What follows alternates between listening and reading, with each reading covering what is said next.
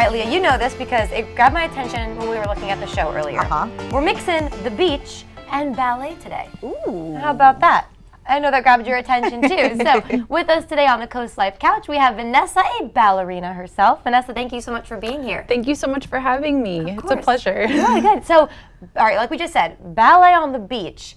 There's a really cool event coming up that you're a part of. Just tell us a little bit about it. Of course. So it's happening at Assateague State Park on Saturday, September 23rd. It's at 5 p.m. It's called Ballet on the Beach. It's a dance festival that combines the art of dance and the beauty of nature in one. And that has to be so beautiful. When you think Assateague too, I think you think the beach, the horses, you know, all of that. And mixing ballet into it just sounds gorgeous, really. And especially, right, 5 p.m. as maybe the sun starts to go down on the water. Like, it's just going to be such a visually stunning event. But you guys are also bringing a lot of talent to the area. Tell us about who's going to be there. We're so excited for this lineup. We have Continuum Contemporary Ballet. They're bringing about 8 to 10 dancers will be performing on stage. Eric Trope, Maryland native. He's originally from Bethesda, but a former dancer with Miami City Ballet and Pennsylvania Ballet. He's bringing his choreography. He's fantastic. Georgina Pascaguin, she is recently retired, a former soloist of New York City Ballet. She is actually the first Asian American female to reach a top tier, so that's quite an accomplishment. So we're thrilled to have her as well. Who else? A beautiful soloist from Washington Ballet will be performing The Dying Swan and in a gorgeous white tutu, so I'm so excited to see that.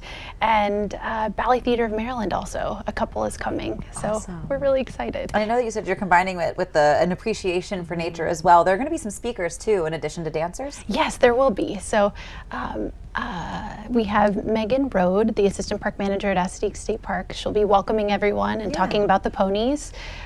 Chris Seymour, he's a retired Assateague Island National Seashore Park ranger. He was a ranger for over 25 years. Wow. He'll be sharing about Assateague Coastal Trust and all of the wonderful work they do locally.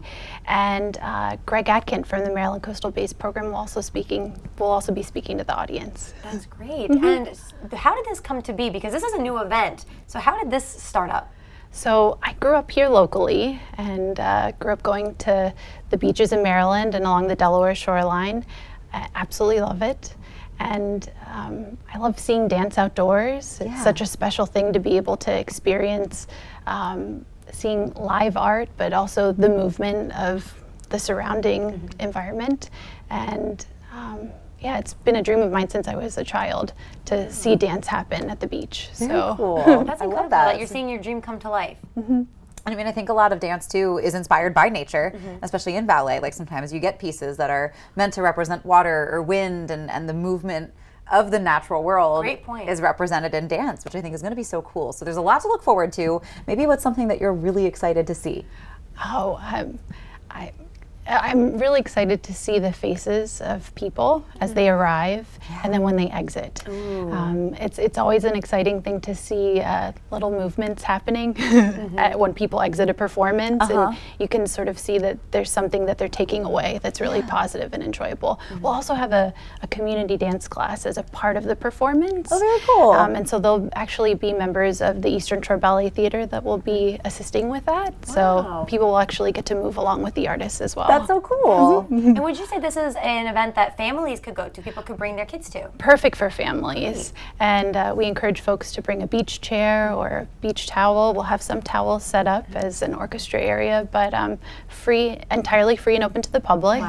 And we really, it means a lot for us to be able to provide something that's enriching and educational and free for everyone to experience. Yeah, it doesn't get better than that, really. It really does. So could you give us the time and date again? Of course. So the Ballet on the Beach Dance Festival occurs on Saturday, September 23rd at 5 p.m. We actually have a few pre-performance activities that happen at 4 p.m. if you'd like to arrive early.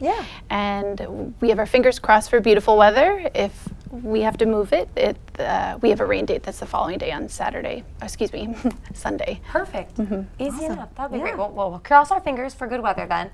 Because I think, like Leah said earlier, a nice sunrise or sunset. Sunset. Behind these dancers would just be incredible.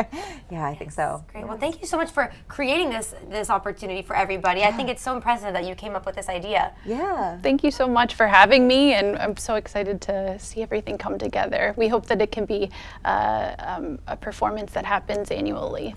Something to look forward to. Yes, I bet it will become an annual event. Great. Well, thank you so much. Great to meet you, and thanks for telling us about this. Thank you so much. And we have a little bit more to discuss with you after this, so don't go anywhere.